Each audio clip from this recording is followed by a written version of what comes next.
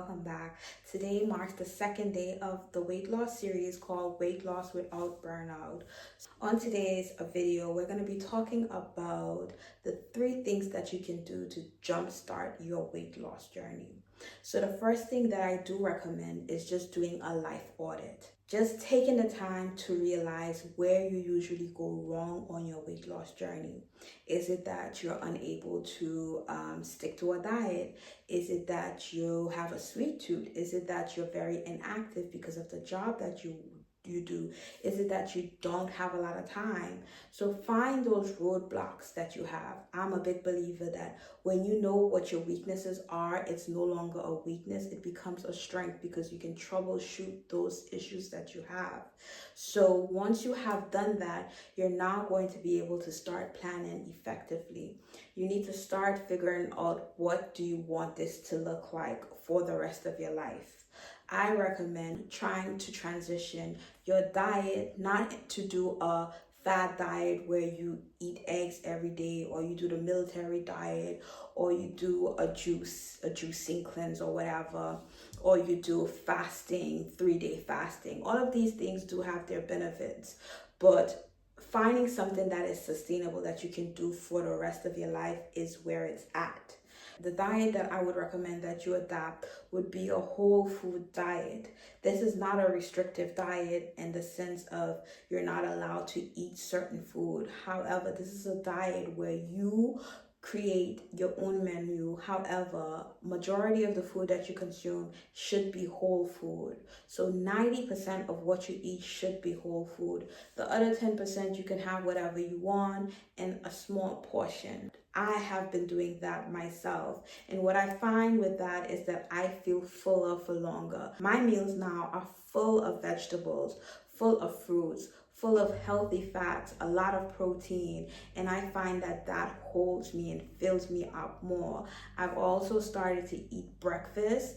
I know a few years ago, I don't know if it's still going on, intermittent fasting was a very big hype, and I did it personally myself as well, and I lost a lot of weight doing intermittent fasting, but I ended up back in the same position because it wasn't very realistic. I was tired, my body adapted, I was hungry, and I ended up eating more at the end of the night. Now I've switched back to eating breakfast. So I eat breakfast, and that keeps me full for the entire day. Those breakfasts still are full of protein and vegetables, not really fruits. In the morning, I might have a fruit if I want something sweet at the end of my breakfast meal, but mostly it's protein, more savory food, so more protein, more vegetables for my breakfast. Once you've decided which diet you want to keep a hold of, the third thing you can focus on is your movement. Are you gonna get a gym membership? Are you gonna do home workouts? Are you gonna walk? Are you gonna get a personal trainer?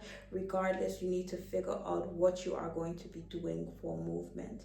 Now, you might notice in this video I didn't mention calorie tracking or counting your calories or keeping a diary of what you eat. Although I feel like that is helpful to do in the beginning of your journey, I feel like this should be just a stage where you are starting to have a bit of an awareness of what you're eating and what you can do instead, and start preparing your mindset to shift into that direction. So start troubleshooting that plan of where it can go wrong, what your weaknesses are, and how to overcome those weaknesses.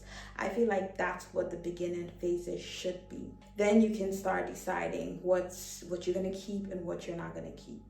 When I first started my weight loss journey, I did calorie count. I used MyFitnessPal, and I am still a big advocate of MyFitnessPal because I feel like everyone should have an awareness of what you are consuming, especially because a lot of the food that we eat, the processed food that we eat, the serving sizes, you think it's advertised, oh, it's just 120 calories, but it says per serving, and the serving slice might be like one piece of this, when reality you're gonna eat more than just one. So I feel like just focusing on more whole foods, focusing on your exercise you're gonna do, is really gonna help you. Now, with the processed food, I feel like you shouldn't really eat much processed food just because it's very addictive. It's highly palatable. They do that on purpose to keep you hooked, to make you want more. By the time you eat that bag of chips, you didn't even intend to eat that and it's finished. They do it on purpose to keep you hooked, to keep you wanting more. And if you know that's their marketing tool already, it's better to stay away from it. And I'm not saying to restrict yourself from eating those things, but at some point you have to make a decision whether you want this to be long term and you want to nourish your body and you want to prioritize your health, or if you just wanna, eat whatever. It's up to you to decide.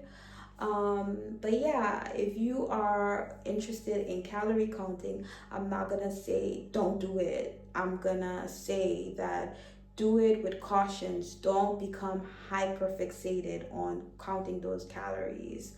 But it is still good to have that awareness. So if you want to add that to your journey, go ahead and do that. But remember, don't overdo it. I know a lot of people that I used to have lunch with at work, and they would all sit down before they eat their meal. They would be recording what they're eating on my fitness pal, and I used to be one of those people too.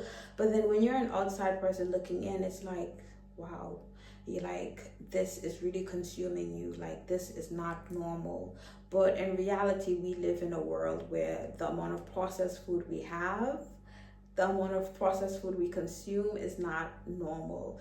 When you eat healthy food, it's considered a diet. So I get it. With a modern society, you have to have modern tools to combat that. But again, everything with moderation. Try not to become too obsessed with it.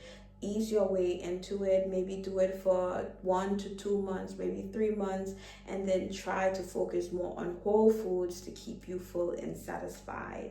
Anyways, that's the end of this video. I'll see you on day 3. Bye.